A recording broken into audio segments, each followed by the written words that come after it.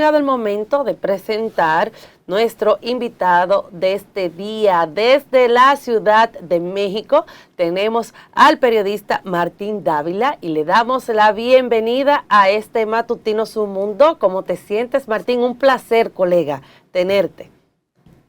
¿Qué tal, Lorena? Gracias, muy buenos días. Antes que todo, gracias a ustedes por la invitación. Saludos para Marino, para Pedro. Es un honor y un gusto nuevamente poder tener este espacio de comunicación con colegas de República Dominicana ya desde el pasado abril, que por allá tuve la oportunidad y la fortuna de conocerlos, de convivir, de acercarme con ustedes y pues encantado de poder abrir el micrófono para nuevamente tener esta conversación. Muchas gracias, buenos días. Buenos días, Martín. El privilegio es nuestro para nosotros tener en contacto con usted por allá. Martín, uno se preocupa un poco sobre el tema en la época de la posverdad y a lo que se enfrenta el periodismo hoy en el mundo. En el caso mexicano nos preocupa mucho que están surgiendo muchas manifestaciones de violencia contra comunicadores, políticos. ¿Cómo ves tú el panorama desde México? Es un panorama bastante complejo. Como les decía, tuve, bueno, la oportunidad de conversar con ustedes este mismo año, en abril, hace algunos meses, y la realidad es que la inseguridad contra el gremio, contra los periodistas, ha escalado de una manera exacerbada. Ya hace algunas semanas unas publicaciones apuntaban y confirmaban que el 2022 ha batido el récord del año más violento contra los comunicadores, contra los periodistas en mi país.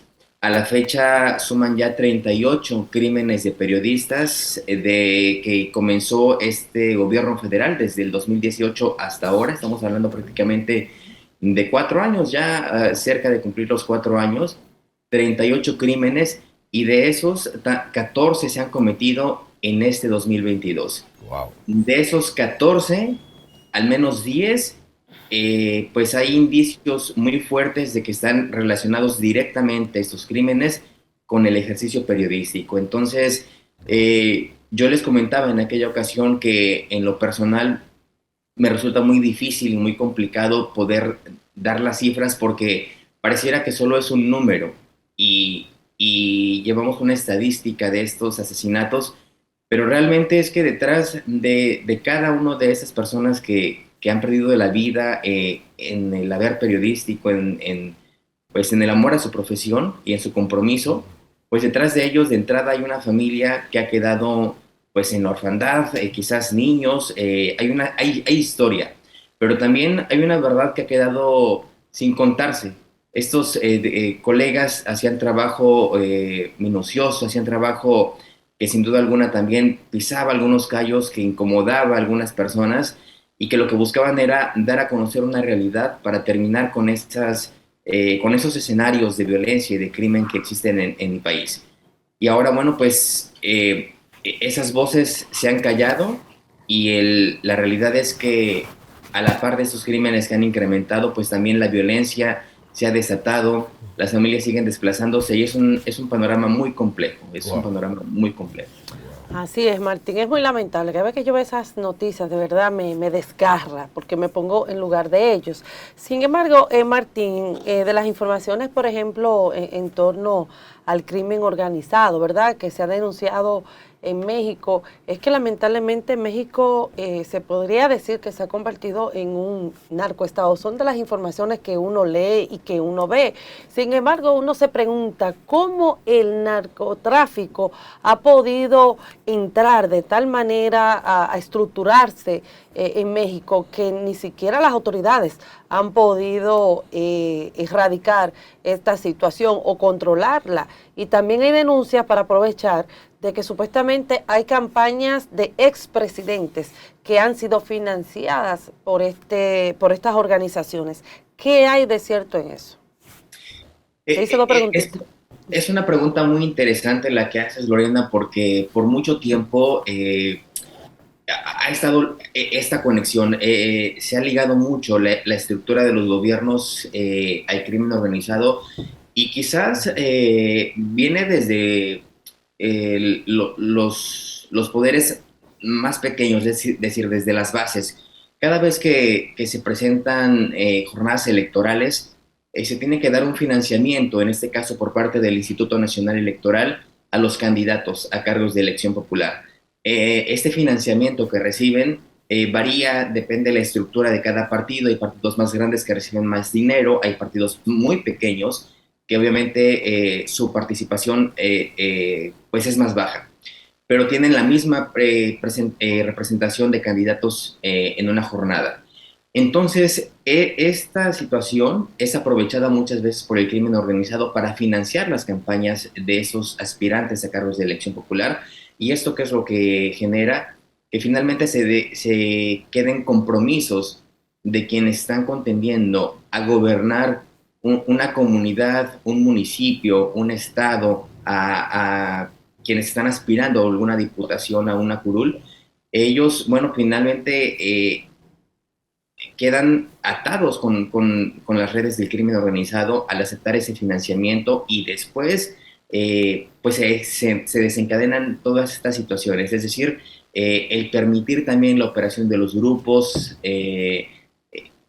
esto, bueno, pues por mucho tiempo se ha dado, y es precisamente por eso que el crimen organizado pues ha perpetrado de esta manera en varias zonas, y se nota más claramente en aquellos estados que son estados clave para la operación delictiva, es decir, estados como Veracruz, estados como Sonora, como Michoacán, donde son rutas del narcotráfico. Sí. Es ahí donde desde los municipios más pequeños, muchas veces son municipios clave para esos grupos para poder continuar con el trasiego de drogas, con el tráfico de personas, y por eso es que también han hecho, digamos, esta red que se ha extendido no solamente en pues a operación de un grupo criminal contra otro, sino también a apoderarse de los gobiernos locales para poder continuar con sus actividades. Wow, Dios mío, increíble.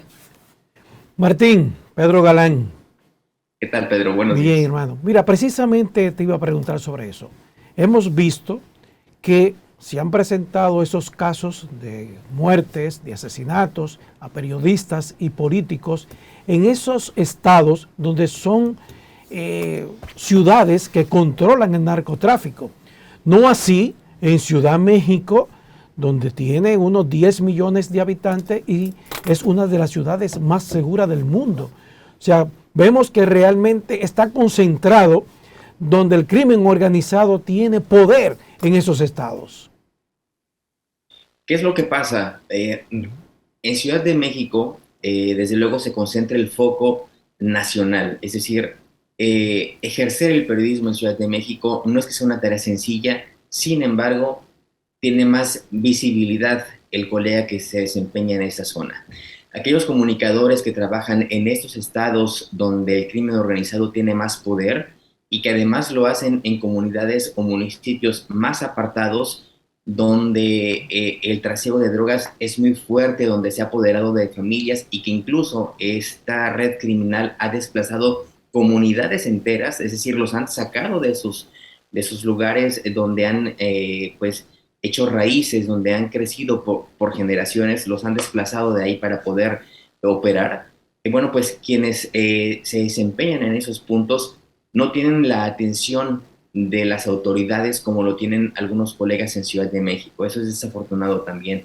Entonces prácticamente ellos pues ejercen solos, ellos buscan también estas realidades, buscan contar estas historias, buscan hacer la denuncia, pero lo hacen desde una zona donde no cuentan con una red de apoyo que permita garantizar esta protección como lo es en Ciudad de México. Es decir, donde existe una estructura más sólida, donde un reportero que puede ser agredido rápidamente puede tener el foco de otros medios de comunicación que alcen la voz y lo denuncien y que digan esto ocurrió, esto no puede seguir pasando.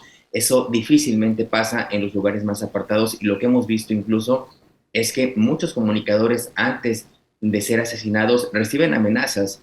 Ellos han recibido amenazas, han solicitado también la ayuda y la protección de las autoridades, pero desafortunadamente, aunque se adhieran a estos mecanismos de protección, el resultado ha sido lamentable para muchos de ellos y es por eso también que estos crímenes pues han golpeado más en estas zonas donde están más apartados y como tú lo has dicho, pues es precisamente esos puntos donde el control del grupo, de los grupos criminales es más fuerte e incluso en algunas zonas es lamentable decirlo, pero es la verdad, rebasa a la autoridad, es decir, el poder que tienen los grupos criminales es más fuerte que las propias autoridades que gobiernan esos lugares. Wow. Mira, Martín, frente a los temas de violencia latinoamericana o del mundo, cuando se trata de crímenes por dictadura, como que hay una sensibilidad internacional más fuerte, pero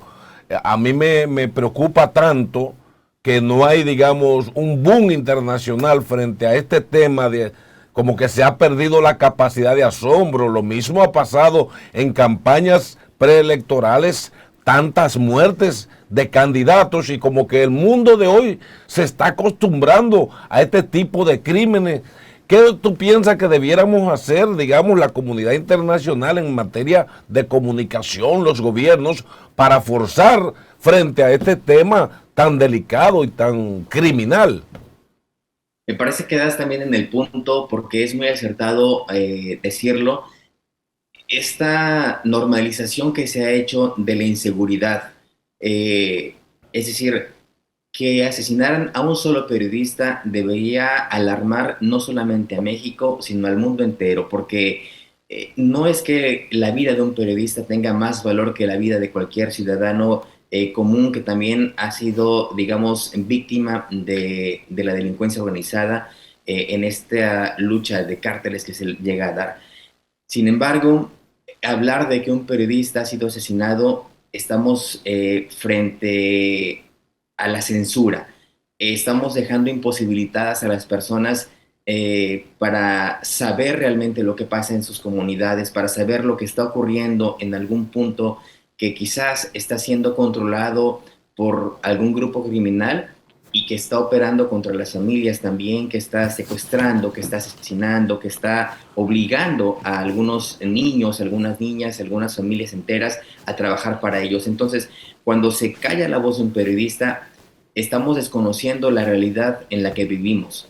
Entonces, esto, como tú lo dices, debería encender las alarmas a nivel internacional para, de entrada, no normalizar estos crímenes que quizás ya está ocurriendo así, quizás ya estamos en una etapa de ver de una forma fría estos hechos que están dándose, pues tan solo hablamos de 14 asesinatos en lo que va del 2022, wow. Y es cierto que esto ha despertado manifestaciones, ha despertado muchos movimientos en México, pero después de eso, pues la realidad es que la delincuencia sigue, los asesinatos siguen también contra la ciudadanía, contra la sociedad civil, la operación de grupos que altera el orden social continúa y desafortunadamente pues sigue habiendo historias que contar, sigue habiendo de qué hablar y qué denunciar. Entonces esto va opacando también la lucha y la causa de quienes exigen que esos crímenes no queden en la impunidad. Entonces es importante también que como una comunidad internacional, digámoslo así, pues también se hagan pronunciamientos para exigir que esto no pase, porque en México esto no ocurrió de un día a otro. En México esto fue escalando en los últimos años, particularmente desde el año 2001, si no mal recuerdo, se tiene un conteo de estos crímenes de periodistas que no es la primera ocasión que se llegan a tantos en un año. Pero como te decía, han ido escalando y quizás, espero que no sea así, pero quizás algún país más de América Latina esté cercano a vivir una realidad como esta, que no deseo que ocurra, pero es eso, es que si México ya está pasando por esta realidad, también existe el señalamiento de otros países para que en sus naciones no llegue a ocurrir esto, es decir, que se emprendan también mecanismos desde afuera que señalen, que exijan que esto termine, porque es una realidad que no puede permear en ninguna sociedad. Wow. Así es, Martín. Bueno, tantos temas que conversar contigo, pero lamentablemente ya hemos llegado al final. Sí, ciertamente creo que se debe de tomar medidas con relación a esto de manera internacional, para que más periodistas no mueran de esta manera, pero también con las mujeres de Ciudad Juárez, que también debe de haber justicia en este sentido, porque vemos cada vez mujeres que mueren en este estado de México y no se sabe quiénes son, o sea, y no se hace justicia. Incluso a veces hasta los familiares, según veo, cuando van a protestar, también lamentablemente pierden la vida. Sí, es un tema muy complejo también lo que ha ocurrido con los feminicidios. Desafortunadamente, Ciudad Juárez fue el foco ya hace muchos años de esos crímenes de mujeres, pero ahora en México ha ocurrido algo que pues mantiene a las familias también en vilo, que mantiene a las familias alarmadas, y es que las mujeres cada vez se encuentran más expuestas a ser agredidas, a ser atacadas. Los movimientos feministas no han descansado ya desde muchos años atrás en alzar la voz, en buscar que se garantice la seguridad para las víctimas de estos crímenes, y pareciera que las autoridades no logran encontrar una estrategia efectiva que permita realmente garantizar esa seguridad. Entonces, frente a esta, digamos, inoperatividad, frente a esta realidad que ha rebasado por completo la estructura de las policías, bueno, pues lo que pasa es que siguen ocurriendo esos crímenes de mujeres, y los feminicidios hoy en día yo creo que ha sido una tarea y un tema muy sensible para este gobierno federal, y que también a 2 años de que concluya esta administración del presidente López Obrador, pues se perfila ser uno de los grandes pendientes, el poder de entrada dar justicia a los crímenes que ya han ocurrido, y como un segundo término y no menos importante, el garantizar la seguridad, porque muchos crímenes también han quedado en la impunidad, y esto pues te habla de un estado vacío. Regresando al tema de los periodistas, por ejemplo, más del 90% de los asesinatos no tienen todavía esclarecido quién fue pues el autor material de estos crímenes. Algunos logran dar también con el autor intelectual, pero realmente es que más del 90% se encuentran impunes, y esto deja un estado vacío y deja una sensación de injusticia para miles de familias y en general que lastima a todos los mexicanos. Así es. Bueno, Martín, gracias por haber estado con nosotros. Cuando vuelvas a República Dominicana, te esperamos de manera presencial. Gracias. Muchísimas gracias, claro que sí, espero algún día poder visitarlos nuevamente, y como siempre les agradezco a ustedes la atención y la consideración para abrirme el micrófono. Muchas gracias. Gracias, Martín, desde la Ciudad de México, colega periodista, bueno, un periodista, un colega mexicano.